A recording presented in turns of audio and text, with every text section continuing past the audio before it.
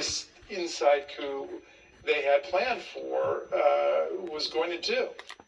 Joining me now is Christina Greer, Associate Professor of Political Science at Fordham University, and Joyce Vance, University of Alabama law professor and a former U.S. attorney. And Joyce, I want to go to you first because that is chilling. And even when I first heard the story, when you heard that Mike Pence literally looked at those Secret Service agents and said, I'm not getting into the car. There was one Secret Service agent that he trusted. The rest of them, he's like, I'm not getting in the car with these people. The more that you hear about the context of that, the more chilling it is. What does it say to you?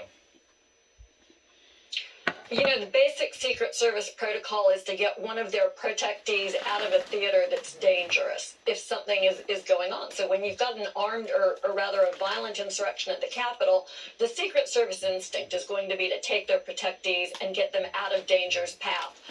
I think what we're entitled to here, though, quite honestly, Joy, is an explanation from Mike Pence of what he thought when he said those words. And it should be public. It should be in hearings that the January 6th committee conducts. I know we've seen the reporting that he doesn't believe that he should testify and shouldn't have to, but I'm reminded that a certain former Secretary of State spent 11 hours testifying to the Benghazi committee. Right. I think Mike Pence can tell us the truth about what happened, what he knew, and what he meant when he uttered those words. Right, because Christina, there are two ways to play that scene. Way one is that Mike Pence is being valiant and say, I'm not going to abandon the Capitol while this count is going on. I want to stay there to do my job. The other one is, I know what they're going to do. I know that their plan is to get me out of the way and have Chuck Grassley sit in my seat because Chuck Grassley is going to throw the election to Trump. That somehow there's knowledge that he understands what the plot is, right? Those are the two ways to look at it. Absolutely. And Joy, keep in mind, Mike Pence was very dutiful to President Trump for 4 years. So he knows the extent to which President Trump began to unravel, especially after he lost to Joe Biden. He knew that he was definitely not willing to step down. And don't forget, on January 6th, so many of those protesters, insurrectionists, and traitors to our nation were calling on hanging Mike Pence. And so he could not trust that the president would stick up for him or protect him. I agree with everything that Joyce says. I think the only thing where I would slightly disagree with Joyce is that, we can't trust Mike Pence to tell the truth. He carried Donald Trump's water for 4 years. So ideally, it would be great if we had a vice president who could get on the stand and explain what his thought process was. But we saw Mike Pence lie consistently to go in lockstep with Donald Trump time and time again. So I don't think that we can expect any honesty out of anyone from that administration anytime soon. It is interesting that he was the victim of, just like everyone else, there was a noose brought to hang him. And yet he seems, for whatever reason, refusing to say anything. That he can't possibly think he has a future in Republican politics, but he's mum, and it is questionable why. Here's another item. This is from the New York Times, Joyce. There's a filing that has new details about what the White House was planning for on January 6th and what folks knew. Testimony disclosed by the House committee investigating the attack showed that Mark Meadows, the chief of staff, and former Congress members discussed directing marchers to the Capitol as Congress certified the election. You and I talk about this all the time, that we're starting to put the pieces together. If the White House is saying we want marchers to go to the Capitol, if Marjorie Taylor Greene, who somehow couldn't remember it when she was doing her testimony, was literally tweeting, declare martial law, it's starting to seem like every single Republican knew what the plan was. This is the bright constitutional line that we're going to have to confront. And I think the point for that is now, because as Americans, we have First Amendment rights, not just for speech, but for assembly. We have the right to assemble and peacefully protest. And you can walk across that line into insurrection. And the central question here is, what was the plan? Who was involved in planning? Did it involve an articulate plan to interfere with certification of the Electoral College count, to interfere with the transfer of power? Because if so, there's a point at which it's highly likely that it crosses over that First Amendment divide into criminal conduct. Even if it doesn't get that far, we don't know what all of the evidence is out there. I think we all have our suspicions about where that evidence lands. Even if it's not technically criminal conduct, there's this secondary political question. Do we as Americans believe that people who would engage in this sort of conduct belong in elected office, belong on Capitol Hill? And the answer to that has to be a resounding no. That's why the work that the January 6th committee is doing to expose the truth is so important. Oh, and do they belong in governor's mansions? Let's play David Perdue. David Perdue this weekend, I won't play, I'm just going to read it. David Perdue, now he's Trump's choice to be governor of Georgia. He's going after Brian Kemp, who Trump hates. He said on Sunday that definitively, in his view, the election was stolen. Period, point blank, period, Christina. Which means that he's essentially saying that if he's governor in 2024, he'll make sure that the election is thrown in the right direction. That is the problem we have now, is that you have politicians who are pledging to implement the big lie next time.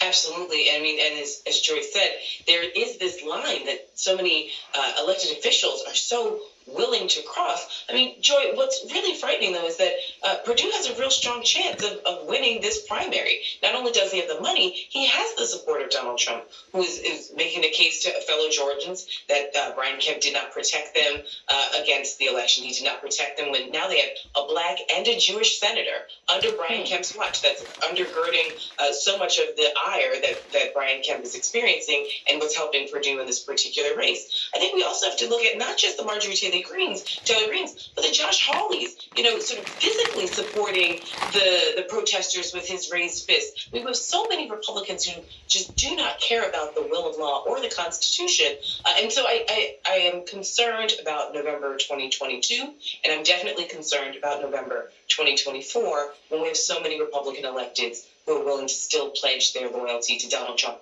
Or if Donald Trump chooses not to run, someone who is a Donald Trump 2.0. I mean, that is the big risk. The governor of Florida. Indeed, and he should be, because that's his plan, right? I mean, the challenge here we have, Joyce, is that you have multiple scores of Republicans who are running, essentially promising that they will never let another Democrat become president, that they'll do whatever it takes, they'll twist any law. They're already pledging to do that. Now, they might just be saying that it might be BS, that they're saying to get people to vote for them in a primary, or they might actually do it. But let's go to one other thing. I'm going to let you comment on this. You do now have Donald Trump in contempt in New York.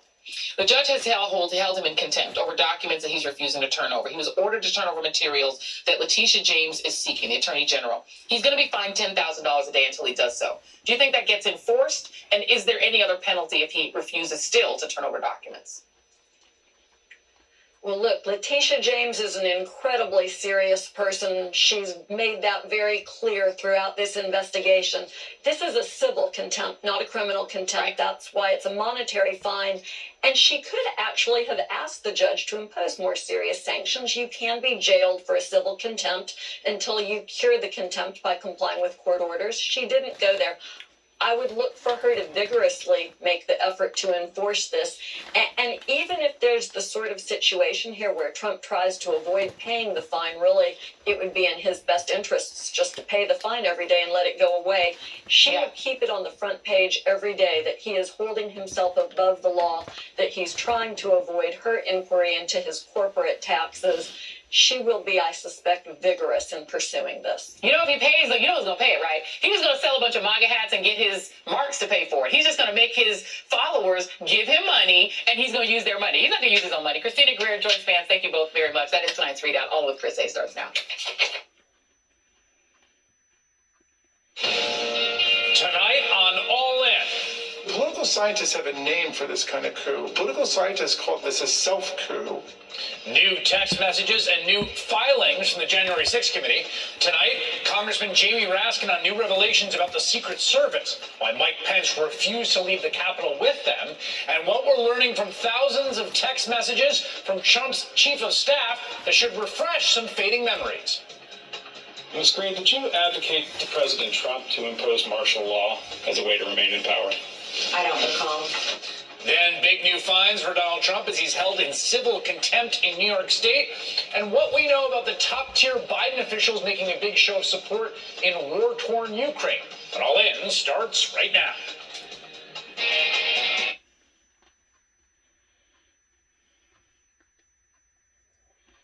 Dating from Election Day 2020 to the last days of the Trump administration. And they are among the thousands of texts that Meadows voluntarily turned over to the January 6th committee before he abruptly stopped cooperating and then refused to testify. Meadows has since been held in contempt of Congress, and we are still awaiting any ruling or notice from the Department of Justice about whether they will bring criminal charges against him. But these texts, published for the first time today, reveal more about how several prominent Republicans attempted to aid in the coup. They also established definitively that some Republicans, including Congresswoman Marjorie Taylor Greene of Georgia, former Energy Secretary Rick Perry, have covered up their own involvement. And we'll have more on that later in the show as well. But first, there's a key story about January 6th that's been, to a certain degree, hiding in plain sight all this time. And we're learning more about it in ways that I think suggest something new, a newer dimension to what happened on that day.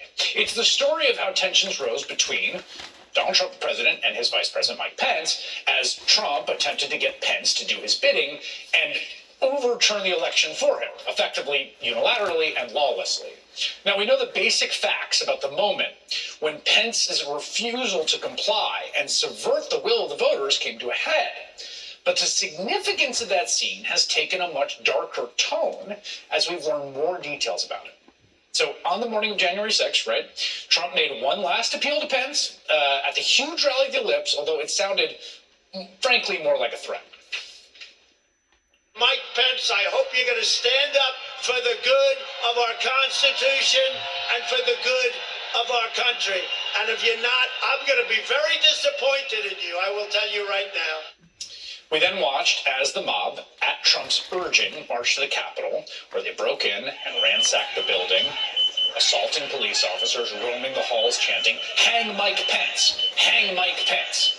Some of them even erected a gallows with a noose outside the building.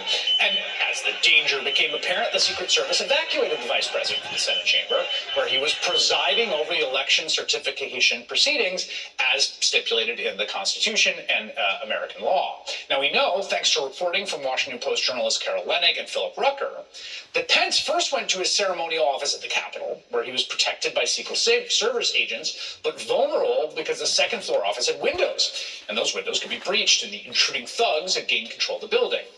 Pence refused 2 requests from the agents in charge of his detail to evacuate the building, saying, quote, "I'm not leaving the Capitol."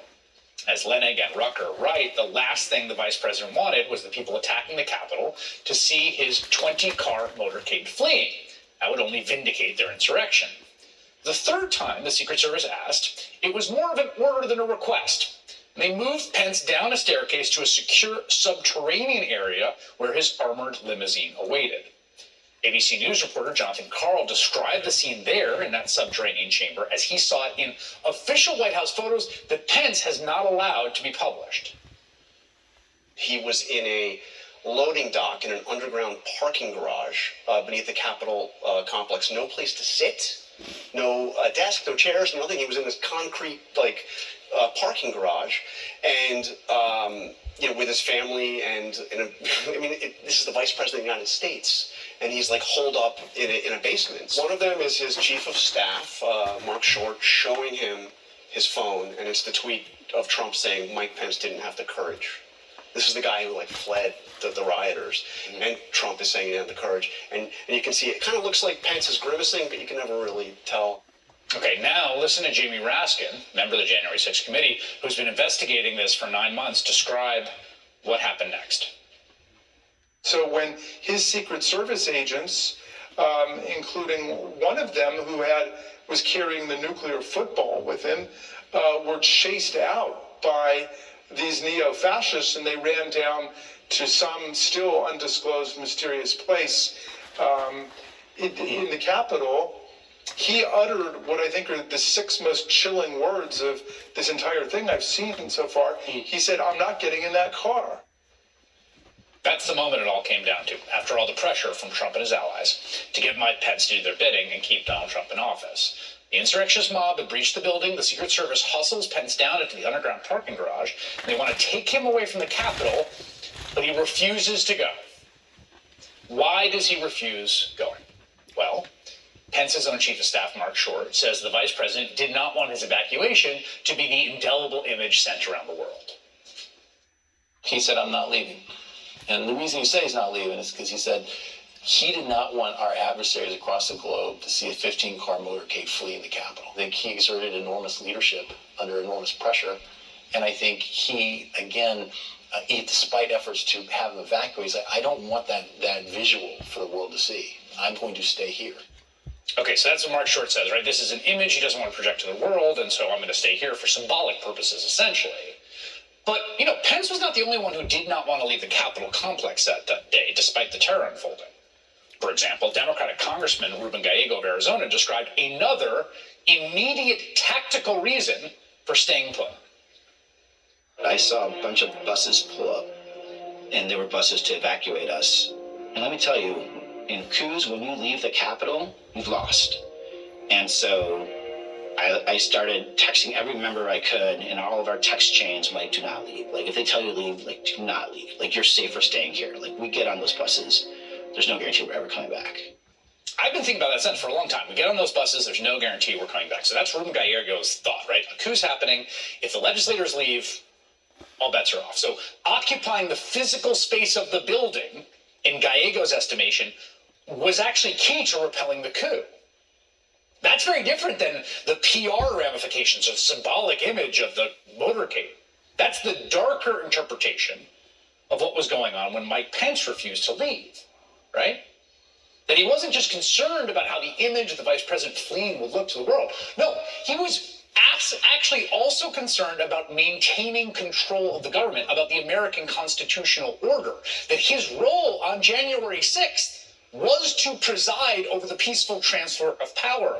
And if the riotous mob, propelled by Donald Trump, succeeded in driving him physically away from the Capitol where he had that duty, he may not have been able to return to finish the job of overseeing the peaceful transfer of power.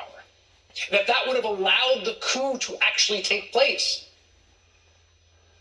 And that interpretation, the far darker one, the more dangerous one, the wow, we came close one, that interpretation looks more and more likely as new facts come to light, particularly about the Secret Service's role on January 6th. So on Friday, new testimony released by the committee revealed that a senior Secret Service official warned Mark Meadows of potential violence ahead of January 6th. And Hugo Lowell of The Guardian is reporting that the committee appears to have been examining that official, named Anthony Ornato. A source tells Lowell that Trump gave Ornato a big White House job, Deputy White House Chief of Staff for Operations, in part because of his loyalty. Now, Ornato previously helped coordinate Trump's infamous march through Lafayette Square for a photo op with the Bible and assisted in planning of many Trump campaign rallies. On January 6th, he was overseeing Secret Service movements. Carol Leonnig and Philip Rucker report that while Pence was in that secure underground area of the Capitol, Ornato, told Pence's national security advisor, Keith Kellogg, that the vice president's security detail was planning to move him to Joint Base Andrews. And Kellogg replied, again, this is a reporting of Leonnig and Rucker, "You can't do that, Tony. Leave him where he's at. He's got a job to do. I know you guys too well. You'll fly him to Alaska if you have a chance. Don't do it."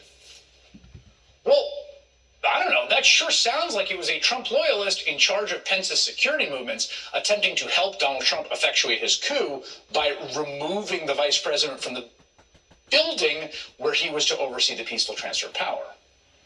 Congressman Jamie Raskin lays it out clearly. The Secret Service agents, who presumably are reporting to Trump's Secret Service agents, were trying to spirit him off of the campus. And he said, "I'm not getting in that car until we count the Electoral College votes." He knew exactly what this inside coup they had planned for was going to do. This was not a coup directed at the president. It was a coup directed by the president against the vice president and against the Congress. And so that's why Pence's 6 words in that moment, "I'm not getting in that car," were about so much more than just the image it would send to the world. It appears they were about the fundamental desire from the ex-president and his loyalists to, again, essentially in that moment, rupture the entire constitutional order in order to install Donald Trump by force against the will of the people. As promised, I'm joined now by Congressman Jamie Raskin, a member of the January 6th Select Committee. Congressman Raskin, first let's just start with those facts and my interpretation of them. So what you said at Georgetown the other day really caught my eye and a lot of people's eye. What did you mean? Why do you find those 6 words chilling? What is your understanding months into this investigation of the meaning of that moment? Well, Trump had tried multiple different efforts to overthrow Biden's majority in the Electoral College. They had tried to intimidate and browbeat election officials like Secretary of State Brad Raffensperger in Georgia. That was caught on tape. Everybody heard Trump saying, just find me 11,781 votes. That's all I want. That didn't work. There was the plan to try to get the military to seize the election machinery and to rerun the election. They ran that through the Department of Defense, the Department of Homeland Security, the Department of Justice, which was what led to his aborted effort to install a new attorney general over the attorney general that he didn't have. So there were all of these different efforts going on. And then it finally came down to everything focused on Mike Pence.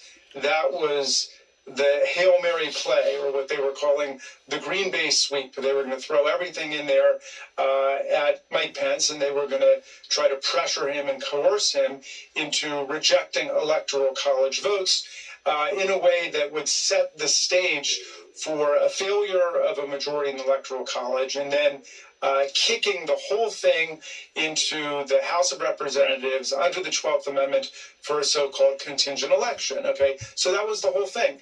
And when we got to the floor at 1 o'clock on January 6th, I was very attentive to what was Mike Pence going to do, and he ended up sending us this memo, which went out to everybody in Congress saying he couldn't do essentially what Donald Trump was asking him to do. But the thing that really blew my mind is when we started hearing the crowds chanting, "Hang Mike Pence, hang Mike Pence." And it's just struck me as so bizarre that you would have a pro-Trump mob outside chanting against the vice president. And how would they know that Mike Pence was now the proper target of their wrath? How would they know that they were supposed to be mobilizing this effort against the vice president? But, those orders were clearly coming from above, and it went through not just the political coup side of the operation, but the violent insurrection side of the operation. So when I heard that he said, "I'm not getting in that car," that was utterly chilling to me. Those are 6 of the most chilling words in American history to me, because they were trying to remove him from the situation. And of course, there had been this effort to try to get Trump just to invoke martial law under the Insurrection Act. Yeah, the motion for summary judgment talks about this meeting with this individual, Mr. Ornato, with Meadows. I just remember Mr. Ornato, this is Ms. Hutchinson's testimony, I just remember Mr. Ornato coming in and saying that we had intel reports saying there could potentially be violence on the 6th, and Mr. Meadows said, "All right, let's talk about it." And I guess the question is to you, what is your committee's understanding, or your understanding of the significance of that warning, or Mr. Ornato's role? Well, I can't say, because we really have not discussed that yet, and we're not there yet. But the committee is very focused on the outbreak of violence and what were the intimations of violence, what was the planning for violence that took place among some of the domestic violent extremist groups, including some of those that have been prosecuted and some of the people who have decided to cooperate and turn state's evidence. So we're trying to put that together. This was a marriage between an inside political coup at the highest levels of the administration with street thugs and hooligans and neo-fascists. It's striking, reading some of the text, and we're going to talk about some of those from the chief of staff, that it's very clear that Mark Meadows is essentially the intermediary for much of this discussion. He is the person who's next to the president. His own son, of course, desperately texting Mark Meadows to try to get to his dad, right? So his testimony, or lack thereof, his refusal to comply with congressional subpoena, seems more and more significant in the context of what we're learning. What is your understanding of its significance and the legal ramifications as of now, as we've heard nothing from the Department of Justice? Well, all these thousands of texts make the argument for why we need Mark Meadows to come in and testify to explain precisely what his role was. What was their attitude towards the violence on the streets? What was their plan? How far were they willing to take it in terms of trying to get Pence to reject electoral college votes from Arizona, Pennsylvania, and Georgia? perhaps Nevada and New Mexico, essentially vaporizing the votes of millions and millions of Americans. What was the plan there? And on what legal basis did they proceed when so many lawyers involved, including Attorney General William Barr, told them that their arguments were BS, that there was nothing there. There was no election fraud. There was no electoral corruption. And the constitutional arguments being mobilized were completely absurd. So on what basis did they proceed? Right. So we're waiting for former Chief of Staff Mark Meadows to come in and testify about it. That's why we filed our motion for summary judgment. And it's clear that the courts have taken the position that these claims of executive privilege are just fraudulent and specious, and there's nothing there. And there's an overwhelming need for the Congress of the United States, the representatives of the people, to get all of the information about what took place in the January 6th assault. This absolutely makes me sick at my stomach to the point that I literally want to vomit. This is one of the most disgusting, outlandish, embarrassing, provoking,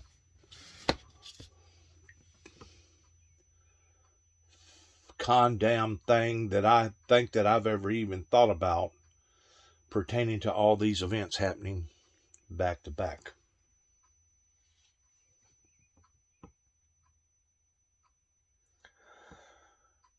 My heart breaks for the good people, in which, the system has never been perfect. But my heart breaks for all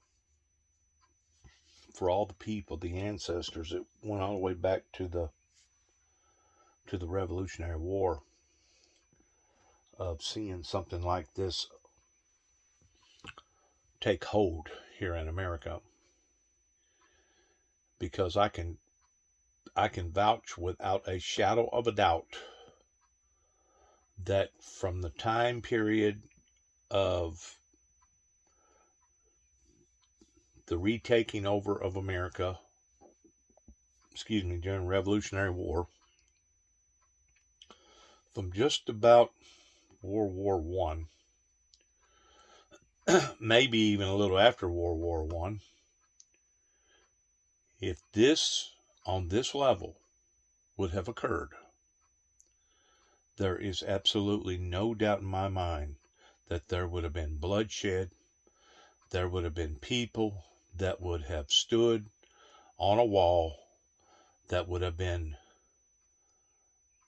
executed in front of the world. And you know what? To be quite honest with you, I don't know that's not what shouldn't happen right now. Because whenever you get to looking at the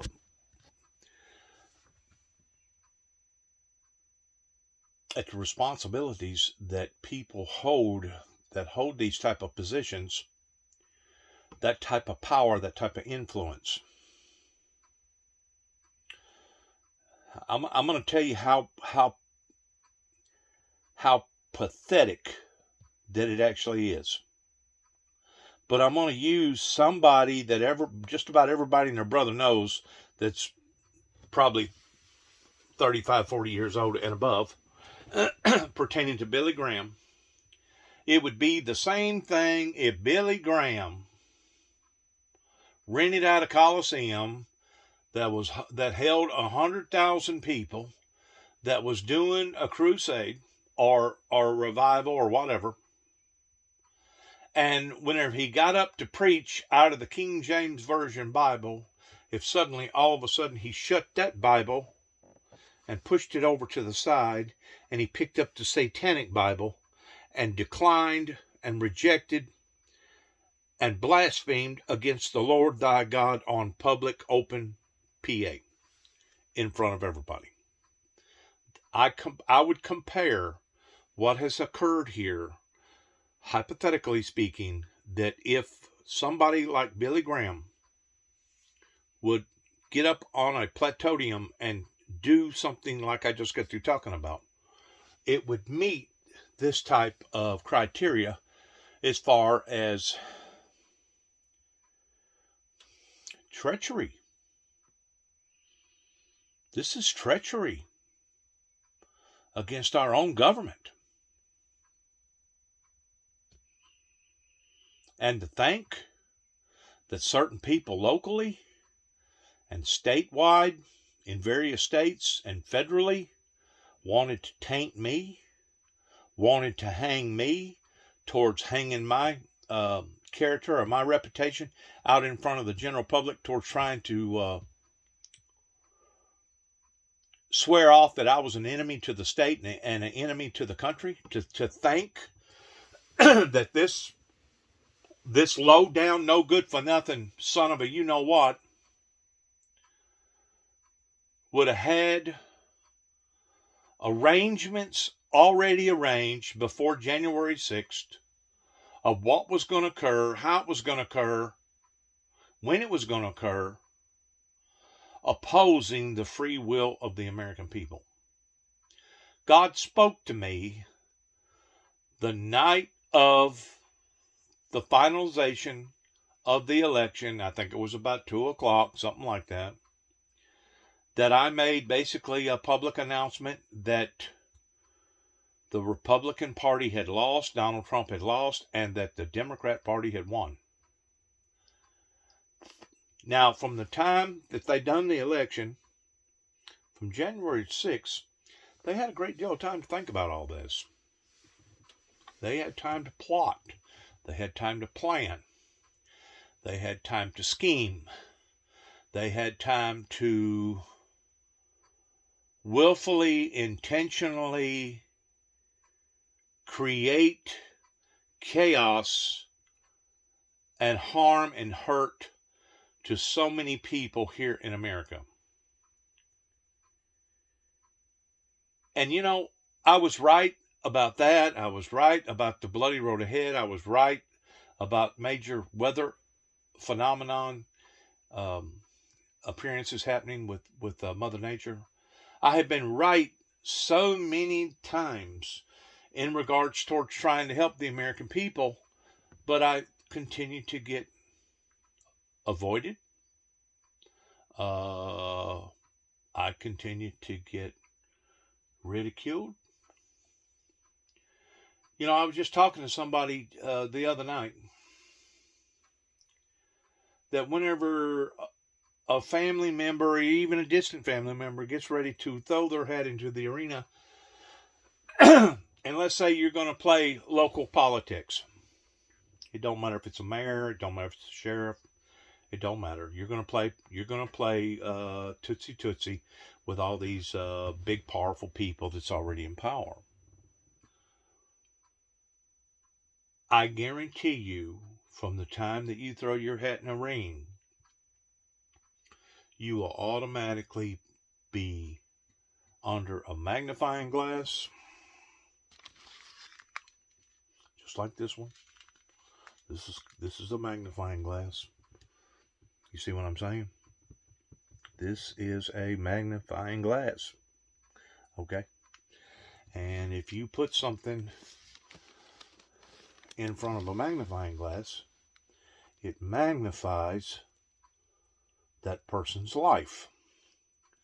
That means whatever that human being, male or female, has either done or projected to do in the past, that people will dig up every little bitty iota all the way down to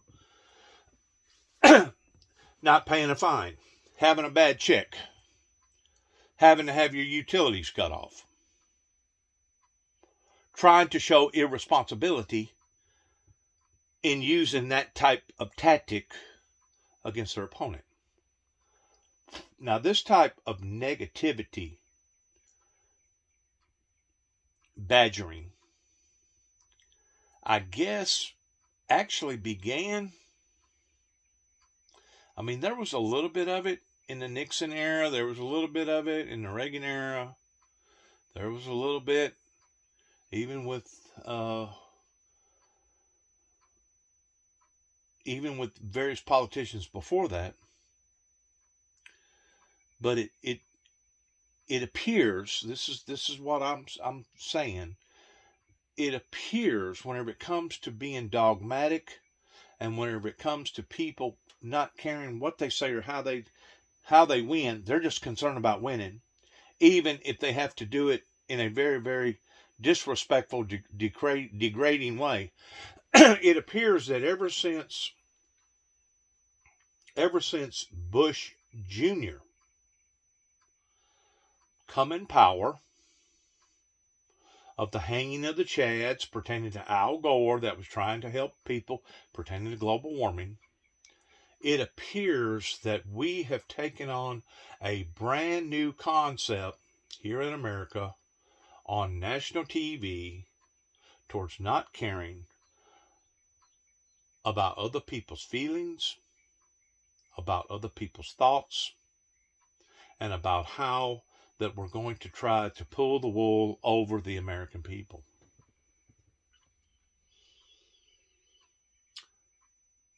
I'm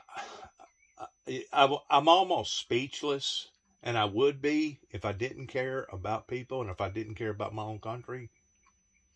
But because I do care about my country, and because I myself have been a victim, and God only knows how many more victims that's been out there that has tried to better the system, correct the system, people, good sound people that has run for office, and because there was mistakes made in their lives over either to the far left or the far right, it has basically destroyed their lives.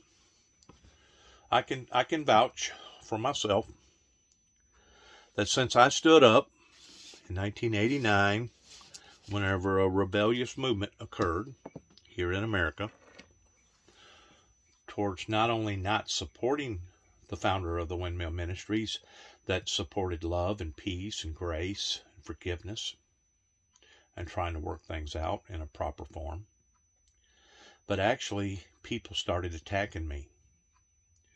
I was targeted. And I wasn't, and at first I was only targeted verbally, but in 2005, whenever the occurrence happened right up here in Martin, Tennessee, I consider that a direct threat to my life that now went beyond a verbal threat. Now it was a physical threat of a group of people that was dead set and wanting to destroy my life. And they was going to do everything within their power to do so. And I hate to say this because I'm not showing any prejudicism. I promise you, I'm not. Even though I've only voted 2 times in my entire life, and both times has been for a Democrat pertaining to Bill Clinton on the first election and Al Gore. And really and truly, as of right now, I'm really not in favor of the Democrat Party, really any more or less than I am the Republican Party, because I feel like that both parties have been playing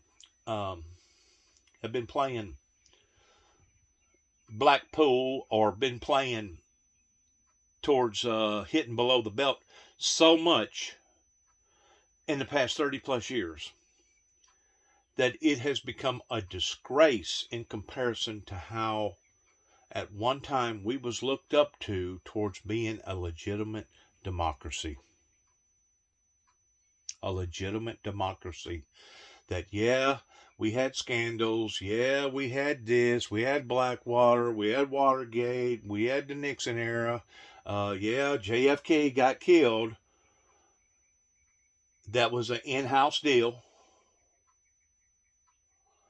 But now we're talking about something that has went on a completely different level, beginning with Ruby Ridge, beginning with the first attack in 93 on the Twin Towers, beginning with what went on in Mount Carmel down by Waco, beginning with what happened with the individual that got falsely accused in Atlanta that was trying to help. And Basically, they ruined his life. I think he got maybe $4 million out of the federal government because of it. But still, the damage had already been done. In addition to what went on in Oklahoma City, Oklahoma, in addition to what went on actually during 9/11, and in addition to what our government done towards playing off by going to war with an individual that didn't have bombs of mass destruction pertaining to Saddam Hussein, in addition to going to war with a country for 20 plus years, that I guess their main objective was to try to rejuvenate or conform them people over in Afghanistan. And of course, that blowed up in their face after 11 days. And then now this, on top of COVID, on top of poisonous Putin's war. You know, this has went beyond sickening. It's actually become frightening. Frightening to the degree that we are probably closer right now to the wrath of God falling upon this nation and this planet. And I don't know if it could possibly come in the form of poisonous Putin actually starting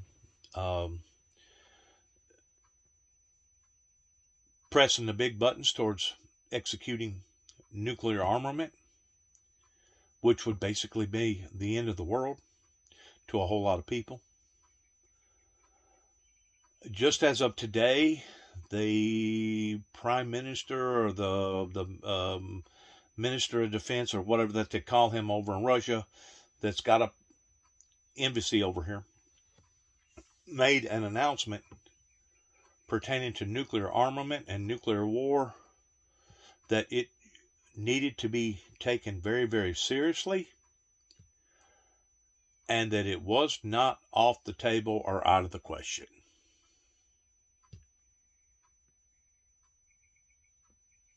We are in trouble as a nation.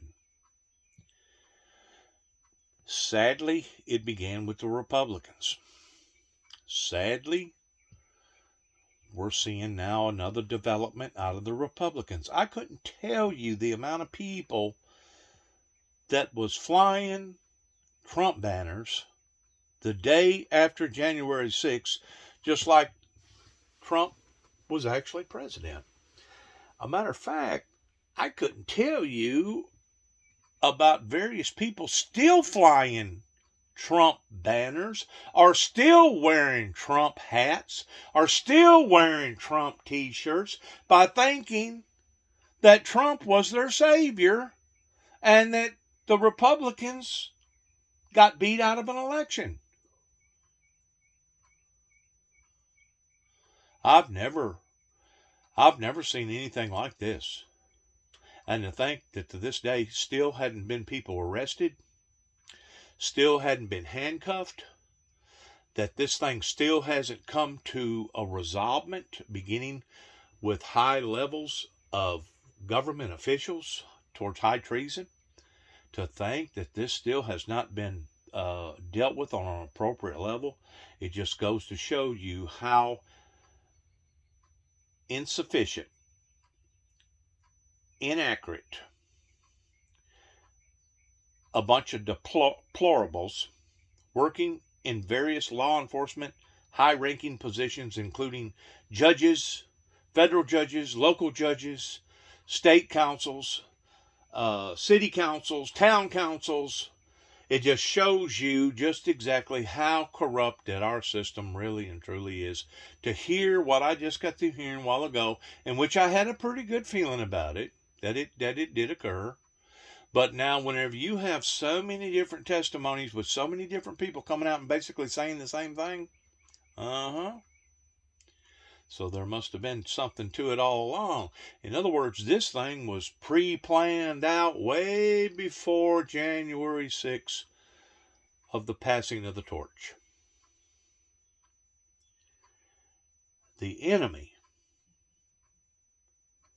has snuck into our country, our great nation, through the work of the political and the work of the spiritual so-called churches. And they have corrupted that in which what our ancestors stood for, and what they stood for, and why they stood for it. And I promise you right now, not just my people who helped to tame this land, cull it, trim it, groom it, give us what we have today, are rolling around in their graves again and again and again.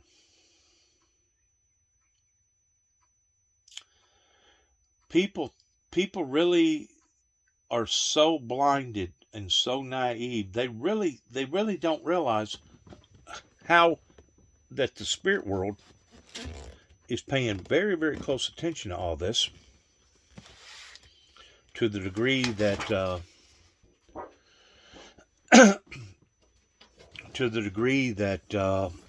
our ancestors who has died and went on to heaven are walking around with these signs right here, okay? And they're telling every demonic figure, every cruel, every insensitive, every lukewarm person, every corrupt individual, either behind pulpits or in behind the podiums, pertaining to their stance in the political stance. They are walking around with these signs right now saying, keep out, keep out, private property, keep out. And they mean it. Don't think for a second that they don't. You know, I was just discussing last night with a group of people, I ain't going to mention their names. They're investigators here in Weakley County that goes all over, I think, about 15 different states. He's bonded towards doing work for various very, very powerful people. And I mentioned last night about all this, and it is absolutely bewildering to think that even to this day, though our nation is reeking with pain, with sickness, with overdoses, with people using violence, people abusing the system, and to think that people as of still is basically opposed to the Windmill Ministries missions message. I guess these demons, these cruel people, these cold malice people that don't know no better, I guess they're literally trying to drive this thing off into Great Tribulation. You know, I was accused towards trying to usher in the millennium back whenever all this took place in my life, going back into the 80s. And the thing about it is, I didn't choose this. That's the point that I continue to keep making again and again and again, and I'm going to stand on that. This is my story, and I'm sticking to it. I did not choose this. It chose me. But I guarantee you, whenever that event happened in Oklahoma City in 2009 in my personal life, from then on, I was being spiritually attacked through social media network programs towards a dragnet like I had never, ever dreamed of in my entire life. Not only was they coming through directly through the computer in stirring up law enforcement agencies anywhere that I was. Didn't matter if I was in Atlanta, didn't matter if I was in Memphis, didn't matter if I was up in Kentucky. They was so dead set that they wanted to destroy me, even at the expense of destroying themselves. Now, you out there that listen to this, that hear this, if you have never truly had enemies, there's nothing to compare with your adversary that's out to destroy you until you realize that he is willing, or she, or it, whatever category you want to put it in, is willing to destroy you even at the expense of it destroying itself. Whenever you reach that level of hate, now you know you're on a wanted list. I have never seen this country become so turned upside down. And I personally would put more emphasis upon the corrupt Secret Service that thinks that they're above the law. God only knows how many more other thousands and thousands of people's lives that they have destroyed, simply because they either was running for election and they had some dirt on them, or maybe they said the wrong thing, or maybe they stood for the wrong thing. You know, kind of like me going out in Oklahoma and discovering that there was a major cover-up, how that the ATF basically entrapped, panhandled, took advantage of a group of people towards selling them a bunch of guns that never should have been sold to the general public, much less a group of people like that to begin with. But this thing all began to flicker and to go upside down in the Ronald Reagan and the Bush Senior administration, but we actually didn't get to discover just exactly how bad that it was towards the wind, the sails being blown in the wrong direction, until Bush Jr. come on board. Since Bush Jr., this thing has gotten so far out of hand towards how people talk to one another, how people treat one another, how they play dirty pool just to be able to win, just so that they can get in power and become as much of the problem as much as what they're supposed to be doing, which is supposed to be the solution to the problem. I have never ever seen anything like this before. And if it was not for the innocent, if it was not for the children, I would pacifically, gladly say I would be willing to sacrifice even myself at the expense of watching and being a part of a nuclear holocaust. Because it could not have happened to a better group of people than the people that has thrown this great nation off into chaos. To think that these people that was a part of all this are still at large is basically the same thing by saying the people that masterminded 9/11 pertaining to the Saudi Arabian government is still at large. To think that the American people can sit idly by and watch men and women, innocent bystanders, civilians, be blowed up and see their cities and their communities get blowed up and destroyed, and there not be some sort of a outpour about all of that. You know, whenever it gets to where that we can no longer love the human being on the other side of the world the same as we're supposedly loving ourselves or loving our own personal neighbor, whenever it gets to the point that we can watch those things and not be affected by those things, it's been going on now for 2 months over in Ukraine, that's whenever God will open up the protection off of this great nation, and he will allow for great condemnation to fall upon to a group of people like they would not and haven't never ever imagined. And if you think that, the divorces is bad, the drugs is bad, the gun violence is bad, your grandchildren, your granddaughters, and your daughters being impregnated by all these,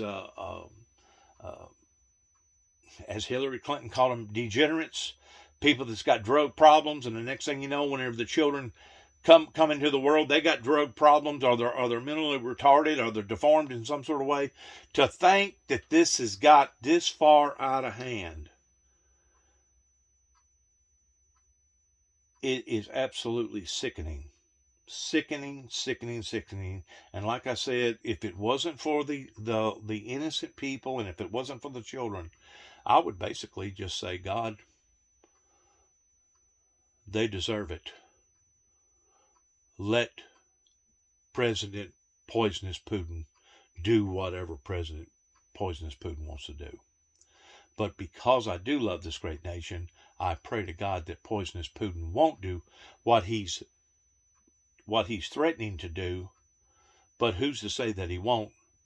But if it was to occur, other than the damage happening to the innocent and the damage happening to those that really are guilty, if it was to occur tonight, before I get through making this film, I could honestly say that it couldn't have happened to a better group of people that has taken a part in corrupting and destroying the very fundamentals of our Constitution and of our government.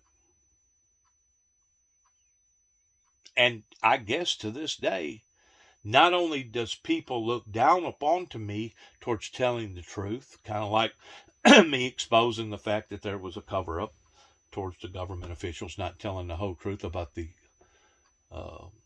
horrible disaster that hit in Oklahoma City, Oklahoma in 1995, April. I guess we've went through another anniversary of that. But to think that people are out of touch with reality on the level that they are right now, it's just absolutely sickening. It goes beyond a heartbreak. The only way that I know to express it is that it is absolutely emotional, psychological, and to some degree physical and spiritual sickening to think that we have gone this far backwards.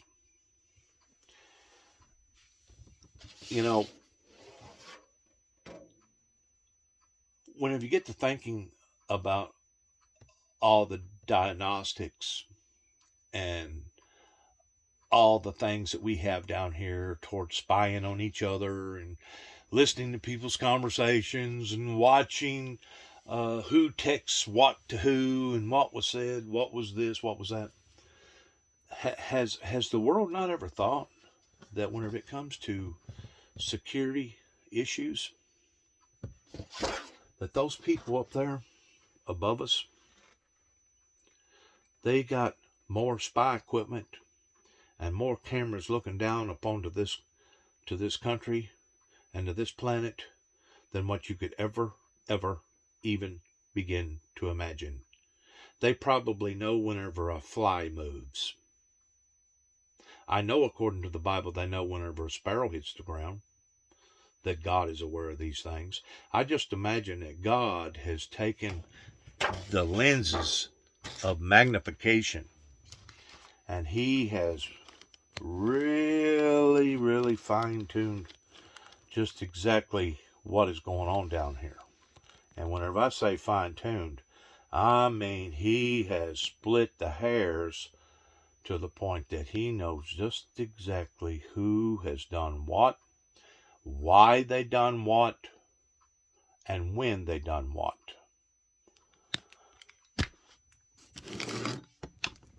These people that has tried to paint me up as a monster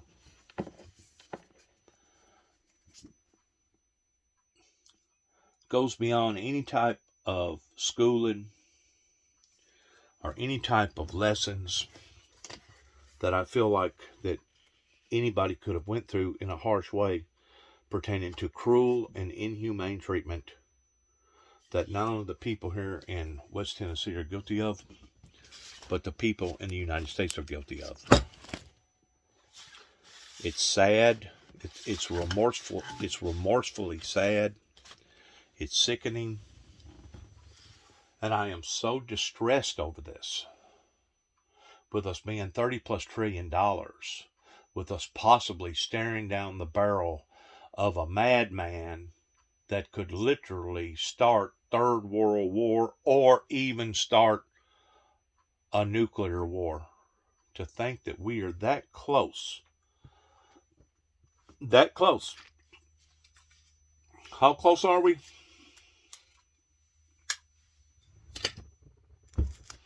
You see this tape? Okay. Now let's turn it that way. Now let's look at it. You see how thin it is? That's how close we are of total annihilation. That's how close. You ain't gonna get much any closer than that, other than it actually happening. And to think that I still got people around here in the local community around here that wants to degrade me, or dehumanize me, or ignore me, just brings that much more misery and sorrow to the situation. To think that our government officials have not truly combed this out and figured out who was responsible for creating the January 6th insurrection that basically has trampled upon the goodwill of what few good people that there are here in America. It has absolutely trampled up onto their morals and up onto their feelings. And it's trampled upon to them to the extent that even I myself have talked about, I am so ashamed of what has occurred here. I would actually be willing to just walk away from everything that I have and go to a completely different country, because I'm scared of this country. I'm scared for this country. I am really scared. And I ain't talking about the gun violence, the drug violence, the divorces, all the people going through what they're going through. I'm truly scared for this country that we may actually be looking at not only the end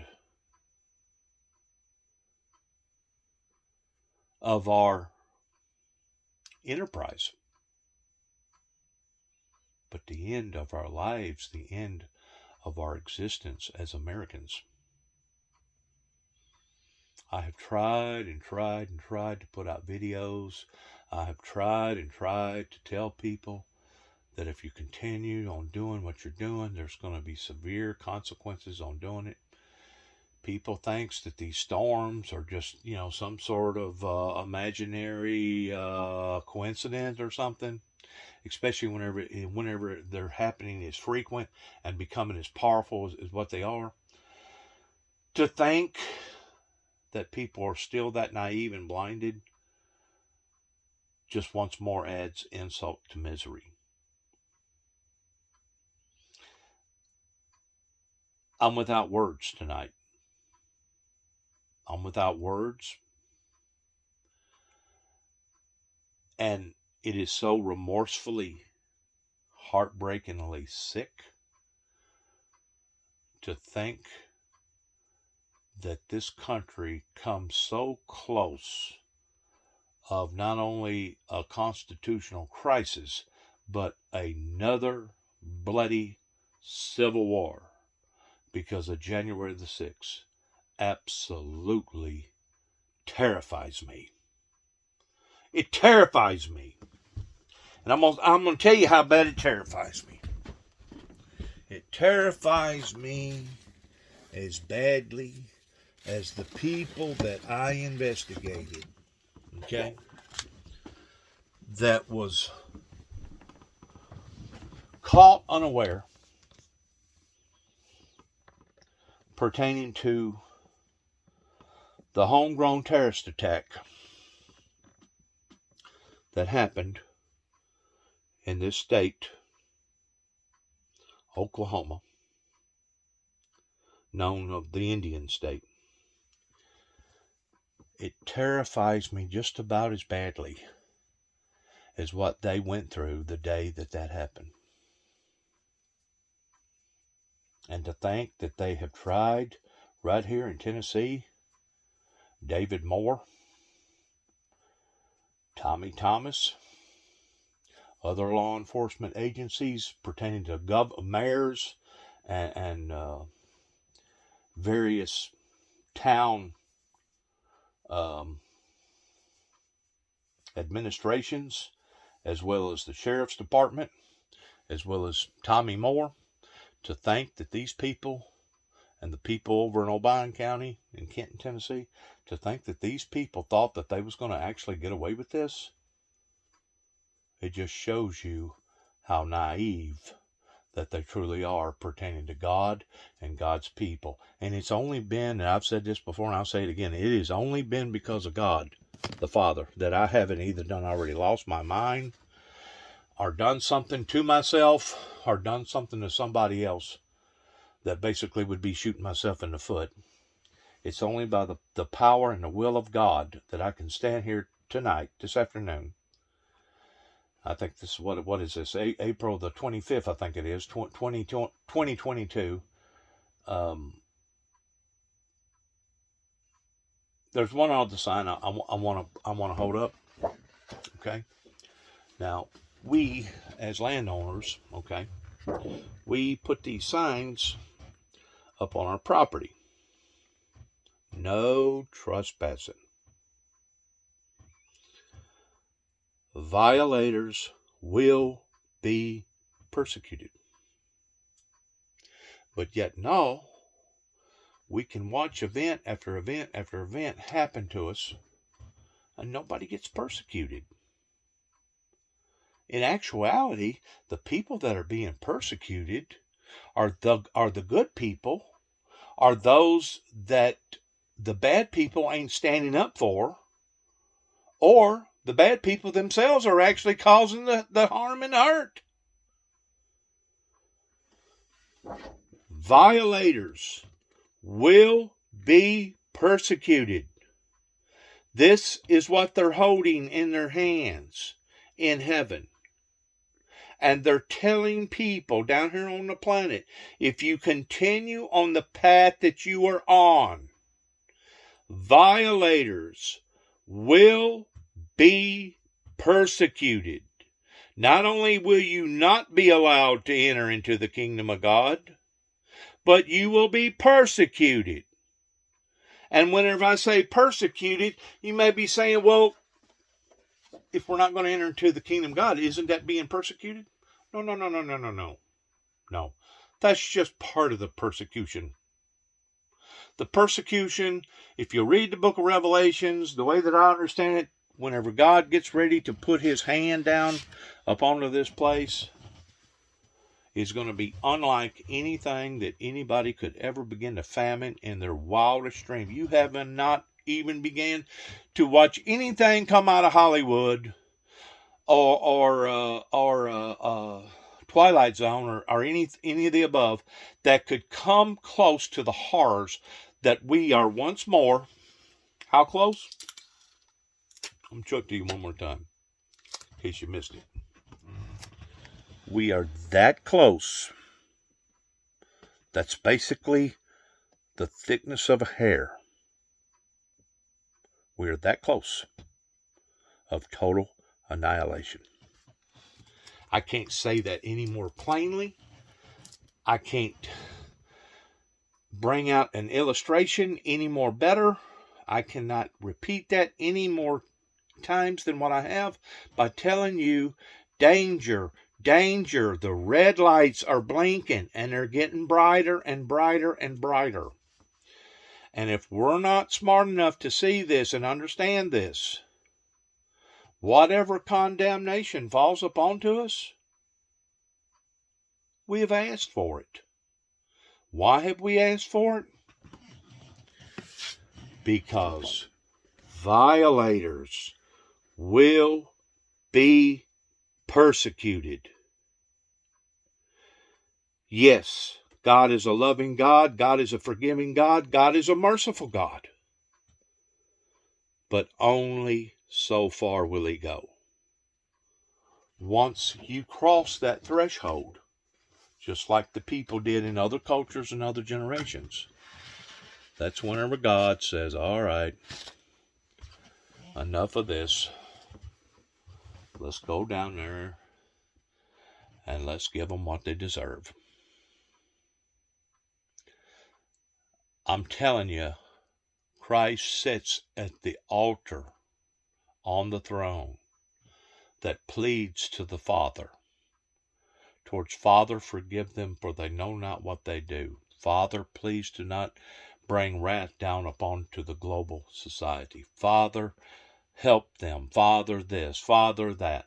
He stands there as a representation for us in our ignorance or in our guilt, towards begging God not to give us that in which what we deserve. But even Jesus will shake his head and look down upon to the globe and say, you know what? You may be right. It may be time to throw in the towel. The same way that the same way as the Lord throwed in the towel during other cultures and generations, including the Great Flood. Whenever God looked down upon the humanity and said that He regretted that He had ever made humanity. Like I said, I've never seen nothing like this. I've never experienced anything like this. It falls into the category of what actually occurred in the 1812 dilemma, whenever there was people over here that was still working for the King George III, that was planning on recaptivating or taking back over this country, even though major bloodshed had occurred pertaining to the pilgrims that had turned into the militia, that had turned into patriots for our freedom, for the things that we have today. It reaches that same level with the Republican Party that has done this to the American people. It wouldn't be no different if they would have had sided up with the devil himself. It wouldn't have been no different if they would have sided up with the redcoats 240 years ago, or just about. It wouldn't have made no difference. Treachery is treachery. Treason is treason. And to think that our government, that our system is still not fully operating towards prosecuting the people that deserve to be prosecuted, especially with Secret Service. Secret Service failed us towards the assassination of various people here up into this country. Regardless whether it was Martin Luther, regardless whether JFK, Secret Service has been caught with their hands in the cookie jar many times. This last scam that went on pertaining to somebody offering them all kinds of free rent and free this and free that, and them falling for it. It goes beyond anything that I could ever imagine, in a sickening type way, to the point that I promise you, if these occurrences would have taken place between the Revolutionary War and World War I, and probably a little bit shorter after World War I, give or take about 10 years, maybe 15, there would be people put against the wall, and they would be publicly executed, or they would hang from the gallows. That's what needs to be done here. But I'm not a politician. I'm not a war strategist. I'm just a follower of Christ. I'm just a messenger. My abilities goes only as far as what God and the people allow for them to go. And of course, so many times, so many other different prophets was given the same responsibility as myself. And it wasn't that they failed. Noah didn't fail. Other prophets of God didn't fail. Moses didn't fail. Jesus didn't fail, though he looked down upon to the people and said, "For I've gathered thee together as a hen would gather her chicks, and you still wouldn't listen." Jesus didn't fail. You know who failed? The people. The people failed. The good people. What few good people was left. And if the good people remain silent, remain with their hands on their hips, and don't unite in forces against the evil, demonic, cruel forces and against the corruption, then once again, you have brought this upon to your own selves.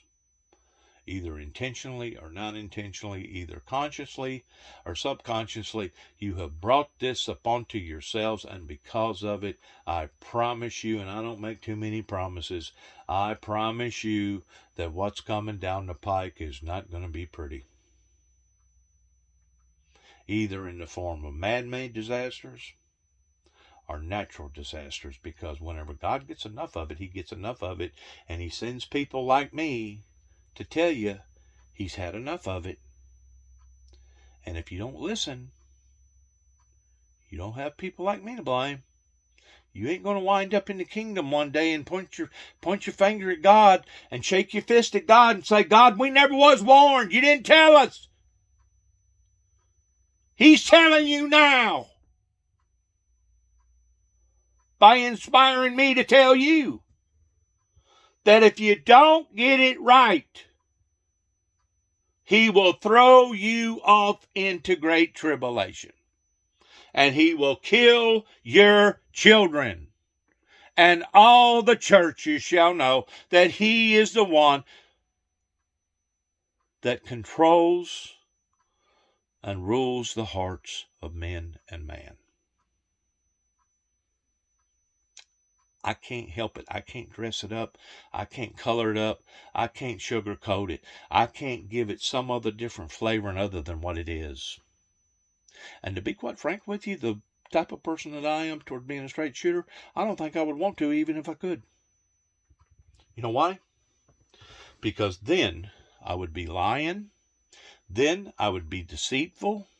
And then one day in front of the great white throne judgment, people would be able to look at me and say, "Well, Juby, you didn't let us know. Juby, this is your fault." No, it ain't Juby's fault.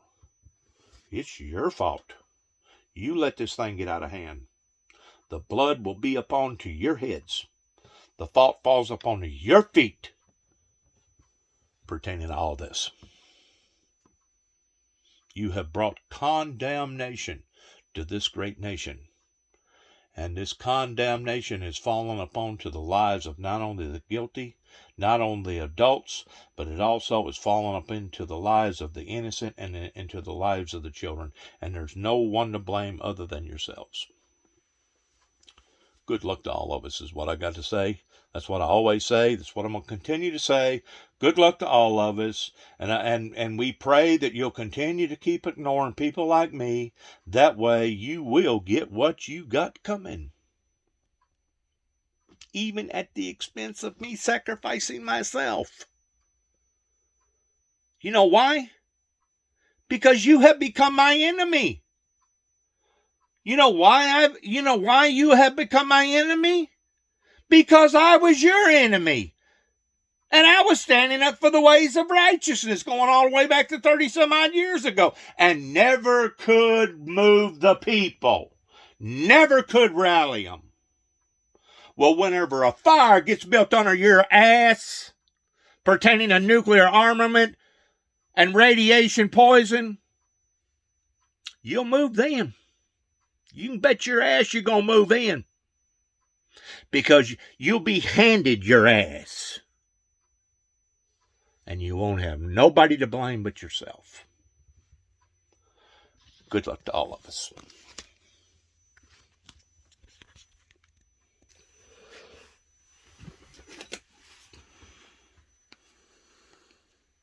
Raskin, I want to ask you, if you can, to stay with us, because while we're just now getting a chance to dig into the trove of text messages from Mark Meadows, you and the committee have had them in hand for months. I want to talk to you about some of the more stunning revelations we've caught so far, about the public ones, what details we might be missing. So if you will stick around with us, we will be right back. Good.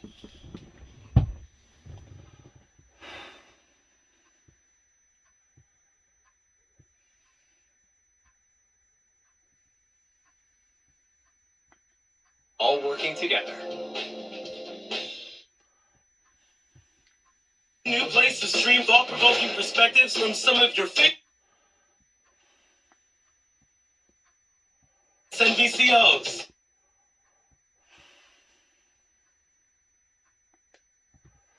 In a new way. It all in one place. All right. There we go. Between freedom and... There we go. 2,300 text messages from Trump White House Chief of Staff Mark Meadows, ranging from Election Day up until the inauguration. This huge tranche of messages was initially released to the January 6th committee and then obtained by CNN, and there's a ton here to dig into. For example, Meadows texted Georgia Secretary of State Brad Raffensperger twice, trying to get him on a call with the White House. The first test was back in November, with a follow-up coming in December, with Raffensperger apparently hiding from this message. Quote, "Mr. Secretary, can you call the White House switchboard? Your voicemail is full." Of course, the White House eventually reached Raffensperger in January, and during that infamous phone call where Trump pressured him to find 11,780 votes to flip the election, a phone call that was recorded and released. Now, on November 7th, former Secretary of Energy Rick Perry texted Meadows dubious claims of voter fraud. Quote, "We have the data-driven program that can clearly show where the fraud was committed. This is the silver bullet." Of course, Perry had denied reports that he texted Meadows about overturning the election, except he signed this text, quote, "Rick Perry." On November 22nd, the wife of sitting Supreme Court Justice Clarence Thomas, who of course would be ruling on many of the legal matters pertaining directly to the election, Ginny Thomas texted Meadows regarding the truly bonkers conspiracy theorist, Trump lawyer Sidney Powell. She's the woman that seemed to think the ghost of Hugo Chavez was rigging the voting machines and was such a public embarrassment the White House distanced itself from her. Now, Trump, when he started distancing himself from Powell, Justice Thomas's wife wanted to know why. Quote, "Trying to understand the Sidney Powell distancing." Meadows, "She doesn't have anything, or at least she won't share it if she does." Thomas, "Wow." On December 31st, Republican Congresswoman Marjorie Taylor Greene, who, by the way, had been in office for 2 weeks, implored Meadows, this not even in office yet, right? Implored Meadows to let her help with the coup attempt. Quote, "We have to get organized for the 6th. I would like to meet with Rudy Giuliani again. We didn't get to speak with him long. Also, anyone who can help. We are getting a lot of members on board. We need to lay out the best case for each state." Each state there is presumably referring to the effort to get the states that Trump lost to send their own alternate electors. The driving force behind the attempted coup. On January 5th, the day before the insurrection, Republican Congressman Jim Jordan of Ohio forwarded Meadows a previously reported text outlining that same strategy, how to steal the election. A bunch of people in Trump's orbit are converging on this. We now have Meadows' response, quote, "I have pushed for this. Not sure it is going to happen. I have pushed for this. That is, I have pushed for the coup. I have pushed for the lawless and illegal overturning of American democracy to install a man by force." Then there are the texts from during the insurrection, which made clear Republicans were clearly very concerned with the mounting violence. Of course, we already know Trump's own son, Don Jr., texted Meadows, quote, "He's got to condemn this crap." But Meadows was basically fielding a slew of texts like this. Trump's first chief of staff, Reince Priebus, wrote in all caps, quote, "Tell them to go home." His third chief of staff, Mick Mulvaney, said Trump, quote, "needs to stop this now." Marjorie Taylor Greene, who the previous week was plotting for the coup, said, quote, "Mark, I was just told there is an active shooter on the first floor of the Capitol. Please tell the president to calm people. This isn't the way to solve anything." But Congresswoman Green clearly changed her perspective in the following weeks, perhaps most damning, a text that came after the insurrection. On January 17th, 11 days later, just days before Biden was be sworn in as president, Green again texted Meadows, quote, "In our private chat with only members, several are saying the only way to save our republic is for Trump to call for martial law. I don't know on those things. I just wanted you to tell him. They stole this election. We all know they will destroy our country next. Please tell him to declassify as much as possible so we can go after Biden and anyone else." Notably, Green misspelled martial law there. She also seems to have forgotten all about that text message, at least based on her testimony last week. Ms. Green, did you advocate to President Trump to impose martial law as a way to remain in power? I don't recall. So you're not denying you did it, you just don't remember? I don't remember. Okay. Back with me, Congressman Jamie Raskin, Democrat of Maryland, who sits on the January 6th committee, which has been investigating these text messages for months. Congressman Raskin, you were a constitutional law professor prior to being a member of Congress, and like me, a lover of the 14th Amendment of the Constitution and the Reconstruction amendments. And of course, one of the stipulations in the 14th is essentially a bar for office holders who participate in insurrection. That's now being tried in courts in several cases. Paul Gosar, I believe, in Arizona, Madison Cawthorn in North Carolina, and Marjorie Taylor Greene in Georgia. That was the civil trial that she was at in respect to that. What do you think about what those texts say about whether or not she meets the constitutional standard of having participated in insurrection? Well, it's a two-step process. You've got to first determine whether or not there was an insurrection or rebellion within the meaning of Section 3 of the 14th Amendment, and then you've got to determine whether a particular person participated in it. I think there's overwhelming evidence that there was a violent insurrection. In fact, we've got a bicameral, bipartisan, robust vote defining as a legislative fact that there was an insurrection against the Union. So I think that won't be tough to show, but then you've got to show in each particular case whether a person was involved or not. I think, the courts are going different ways that are treating these cases brought by Free Speech for People. But I think the resistance comes from those courts that are just saying this can't be decided at the state level. It's really up to Congress to set up a process for dealing with this. And so that will be undoubtedly one of the things that Congress has got to deal with before this session is over. There's a few themes in this text. I mean, one, I just wanted to hammer home an obvious point, but just to talk to you, is that, we all watched that happen. You were there. Those of us who were not there were watching it live on TV. This was not some far-off event, and everyone was freaked the heck out. It was scary. It was scary to watch. It was scarier, I'm sure, for people inside. And just that obvious fact that, this was exactly what it looked like, which was a violent mob threatening the constitutional order, is very apparent in the texts from all the Republicans desperately trying to get Mark Meadows to get the president to call off the dogs. Right. Well, look, the first effort was to assert that this was really Antifa that did it, and you can see running through these texts, and of course we haven't released those texts and we don't know the provenance of whatever this leak was, but in any event, it's very clear a lot of people were trying to blame it on Antifa from the beginning, and that's very much part of this story. But then after that happened, the assertion was that this was just a wild demonstration, as it had been called by Donald Trump, that got out of control. But it was really a lot more than that, because the insurrectionary violence can only be understood in conjunction with this attempt to pressure and coerce Mike Pence to reject electoral college votes and kick the entire contest into the House of Representatives for a so-called contingent election, where I repeat, the GOP had a majority, and they knew they had a majority of the state delegations. And that was the ultimate destination of the whole thing. They were hoping to sanitize the insurrection and the coup by having a contingent election where they could legitimately say, we've got 27 states, although you subtract Wyoming, because I doubt Liz Cheney would have gone with them, but we have 26 states that are voting for Donald Trump. So he has legitimately seized the presidency. And that could have led to anything from martial law to civil war to riots. Who knows where it would have led? Well, I should note Jason Miller. There's a bunch of texts about Antifa, but Jason Miller to Mark Meadows and Dan Scavino. This is happening, saying, "Call me crazy, but ideas for 2 tweets from protests.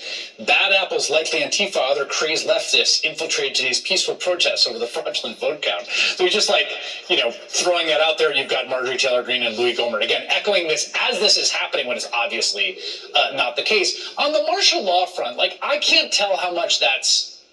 What do you make of that? How serious were the conversations? What do you know about where they were? Marjorie Taylor Greene is not just picking that phrase, incorrectly spelled as it is, out of a hat.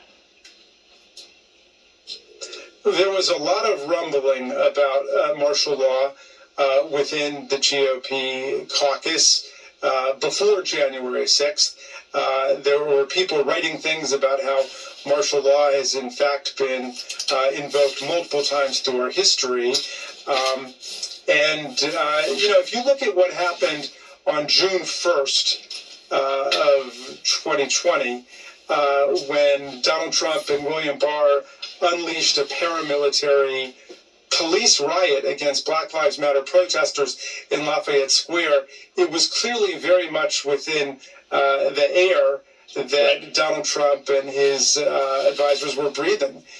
They were willing to use violent force against protesters. They were also willing to use protesters with violent force against the government, all in the service of making sure that Donald Trump survived in power. That was the whole goal. Final question, and quickly, will there be public hearings on all this? Are we going to have a sort of telling of this to the public on television? So in June, we are planning to have complete exhaustive hearings where we take, nearly 1 million records that we've been able to acquire and testimony from more than 800 people without the testimony of Trump and his inner circle. But we're going to be able to take all of this and try to put it together into a coherent story explaining best we can what happened, because in a democracy, the people have the right to know about what's taking place with our government, and we have to preserve our democratic institutions going forward against coups and insurrections and suppression of the vote and subversion of electoral process. Congressman Jamie Raskin, thank you so much for making time with us, and I really, really appreciate it.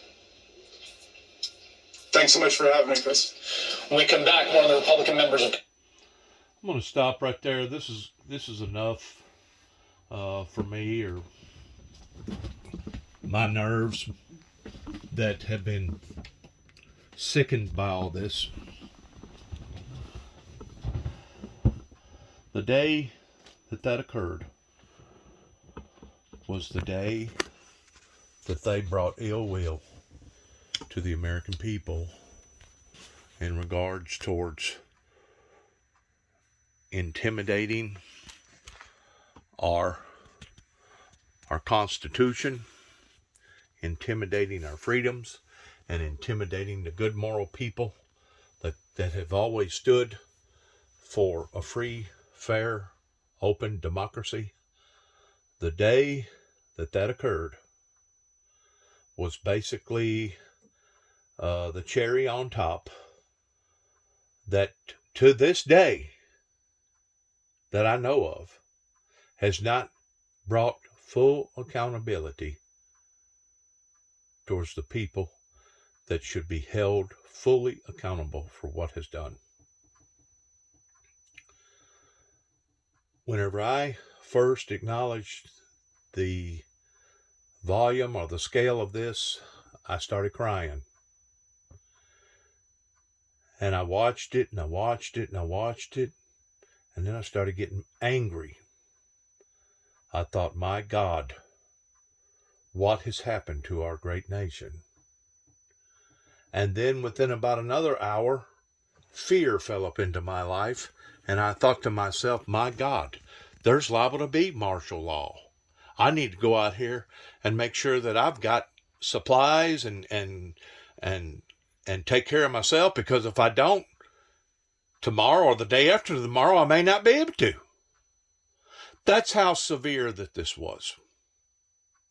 That's how severe on January 6th that all this has been building up for the past 30 some odd years has taken effect. America at that time took a hard left instead of a hard right. And then about 10 years later, whenever Al Gore ran for president, that was another deliberate attack upon to our democracy. And then we have seen attack after attack, depletion after depletion, demoralizing events that has led us to where we are today.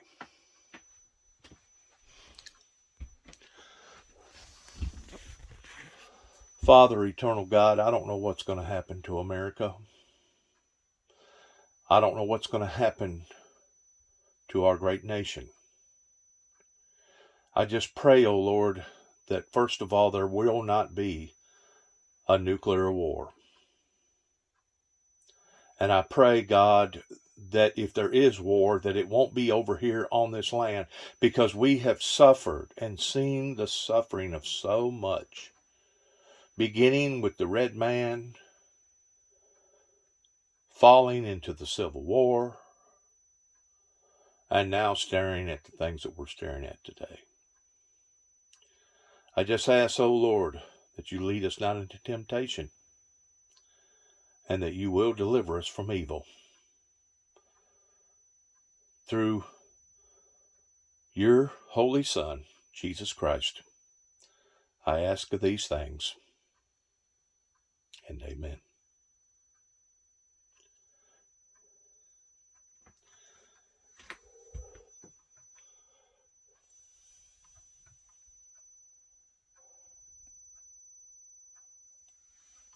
Shalom, and God bless America.